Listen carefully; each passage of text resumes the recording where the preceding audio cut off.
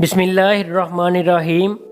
اسلامی تاریخ میں ایک ایسی شادی بھی ہوئی جس میں دلہا بننے کی خواہش ہر بڑے صحابی کی تھی۔ دوستو، آپ نے بہت سی شادیاں دیکھی ہوں گی، لیکن ہمارے پیارے پیغمبر حضرت محمد صلی اللہ علیہ وآلہ وسلم کی پیاری بیٹی حضرت سیدہ فاطمہ سلام اللہ علیہا کی شادی کی تقریب میں سے پیاری کوئی نہیں ہوگی۔ ایسی شادی جس کے لیے حوروں اور فرشتوں نے بھی تیاریاں کیں، اور سب نے مزے کی بات یہ ہے کہ اس شادی کے پیارے دلہا کو اللہ پاک نے خود نامزد کیا۔ خدا کی قسم، دنیا بھر میں ایسی کوئی شادی نہ گزری ہوگی۔ سیدہ فاطمہ طاہرہ عابدہ جب عہدِ طفالیت سے سن بلوغت کو پہنچی تو آپ کا رشتہ لے کر بہت سی جلیل القدر صحابی حضور پاک صلی اللہ علیہ وآلہ وسلم کے پاس تشریف لائے، لیکن حضور صلی اللہ علیہ وآلہ وسلم نے سبھی کو یہی جواب دیا، مجھے اس معاملے میں اللہ پاک کے حکم کا انتظار ہے۔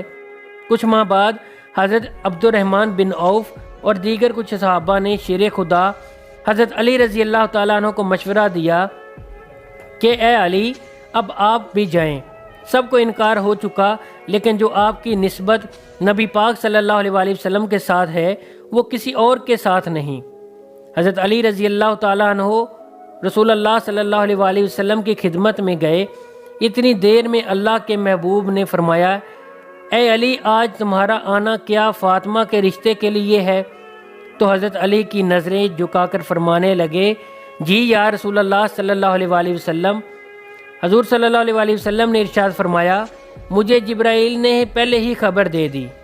آپ صلی اللہ علیہ وآلہ وسلم نے ان کی درخواست قبول فرمائی اور ارشاد فرمایا، اے علی، گھریلو ضروریات کی کوئی چیز تمہارے پاس ہے جسے تم وسیلہ بناؤ؟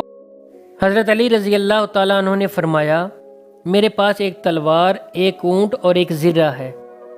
حضور علیہ الصلوۃ والسلام نے فرمایا، تلوار کی تمہیں ضرورت ہے، ہر وقت جہاد کے لیے تیار رہتے ہو، اور اونٹ تمہاری سواری کے لیے ہے، وہ بھی ضروری ہے۔ میں تیری طرف سے زرہ پر اکتفا کرتا ہوں، اور اے علی، تجھے بشارت ہو کہ اللہ نے تیرا اور فاطمہ کا نکاح آسمان میں باندھ دیا ہے۔ مجھے اللہ تعالیٰ کی طرف سے یہ حکم ہوا ہے کہ میں بھی سب کے سامنے تمہارا نکاح فاطمہ سے پڑھا دوں۔ اس طرح رسول اللہ صلی اللہ علیہ وآلہ وسلم نے حضرت علی کا نکاح حضرت فاطمہ سے پڑھا دیا۔ جب حضرت فاطمہ رضی اللہ تعالیٰ عنہ کی رخصتی کا وقت آیا تو حضور صلی اللہ علیہ وآلہ وسلم کے پاس تمام ازواج المطہرات جمع تھیں۔ انہوں نے حضور صلی اللہ علیہ وآلہ وسلم کے ساتھ حسرت امیز باتیں شروع کر دیں۔ حضرت ام سلمہ رضی اللہ تعالیٰ عنہ نے حضرت ختیجہ رضی اللہ تعالیٰ عنہ کا تذکرہ فرمایا اور فرمانے لگیں کہ ختیجہ اگر آج زندہ ہوتیں تو فاطمہ کے متعلق ہمیں کوئی پریشانی نہ ہوتی، ہماری آنکھیں روشن ہوتیں۔ یہ سن کر حضور علیہ الصلوۃ والسلام کی آنکھوں میں آنسو آ گئے اور فرمایا، ختیجہ رضی اللہ تعالیٰ عنہ جیسا کوئی بھی نہیں ہے۔ اس نے اس وقت میری تصدیق کی جب سب نے تکذیب کی، اپنے سارے مال کو مجھ پر خرچ کر دیا، اللہ تعالیٰ کے دین کو قبول کیا، یہاں تک کہ میں نے اس کی زندگی میں اسے جنت کی بشارت دی۔ پیغمبر صلی اللہ علیہ وآلہ وسلم نے ہجرت کے دوسرے سال پہلی ذی الحجہ کے دن حضرت فاطمہ کو حضرت علی کے گھر بھیجا، اس لیے کہ شادی اور نکاح کے درمیان تقریباً 10 مہینے کا فاصلہ تھا۔ شاید نکاح کا سیگا جلدی پڑنے کی وجہ یہ تھی کہ دوسرے رشتے مانگنے والے لوگوں کے لیے جواب واضح ہو جائے، اور شادی کی دیر کرنے کی وجہ یہ تھی کہ فاطمہ رضی اللہ تعالیٰ عنہ جسمانی رشد و نما کے لحاظ سے بہتر ہو جائیں۔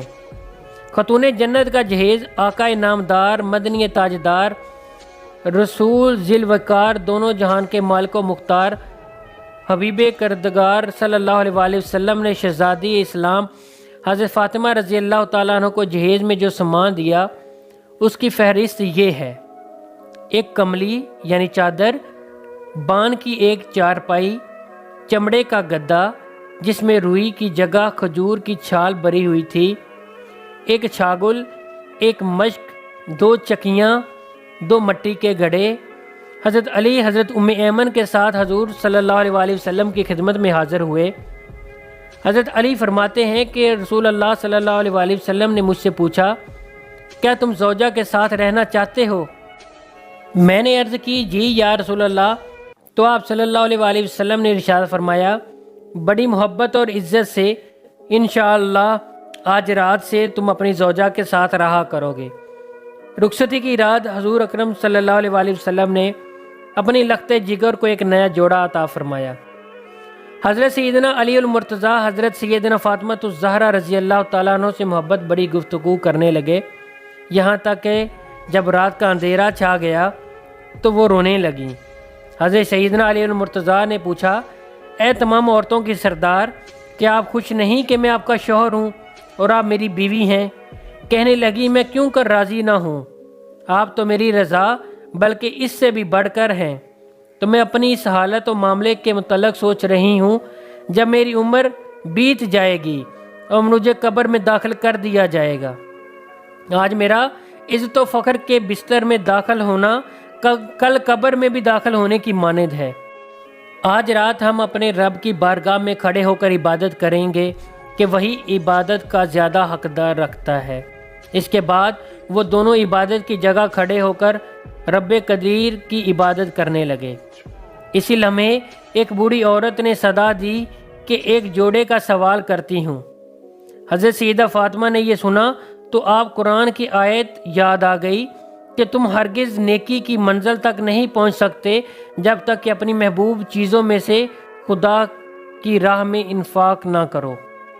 آپ نے شب زکاف میں ہی اپنا شادی والا جوڑا جو حضور صلی اللہ علیہ وسلم نے انہیں دیا تھا اس بڑھیا سائل کو دے دیا۔ اللہ اکبر۔ چنانچہ حق زوجیت ادا کرنے سے پہلے ابتدائی 3 دن ان دونوں مقدس ہستیوں نے دن روزوں میں اور رات عبادت الہی میں بسر کی۔ شادی کے کچھ دن بعد نبی کریم صلی اللہ علیہ وسلم حضرت فاطمہ سلام اللہ علیہا کی جدائی اور دوری کی وجہ سے پریشان رہنے لگے، اس لیے سوچا کہ بیٹی اور داماد کو گھر میں ہی جگہ دے دی جائے۔ حضرت حارث بن نعمان رضی اللہ تعالیٰ عنہ جو کہ جلیل القدر صحابی تھے، جب ان کو اس بات کا پتہ چلا تو حضور صلی اللہ علیہ وسلم کے پاس آئے اور کہا، خدا کی قسم میں چاہتا ہوں کہ میرے جو گھر آپ کے ساتھ ہیں آپ وہ لے لیں۔ حضور صلی اللہ علیہ وسلم نے فرمایا، اللہ تمہیں اس کا اجر دے۔ اس طرح حضرت علی اور حضرت فاطمہ رسول اللہ صلی اللہ علیہ وسلم کے ہمسائے بن گئے۔ اگر آپ کو ہماری یہ آج کی ویڈیو اچھی لگی ہو تو ہمارے چینل کو ضرور سبسکرائب کریں اور ساتھ میں لگے ہوئے بیل آئیکن کو بھی دبا دیں تاکہ ہماری آنے والی اگلی ویڈیو آپ تک بر وقت پہنچتی رہے۔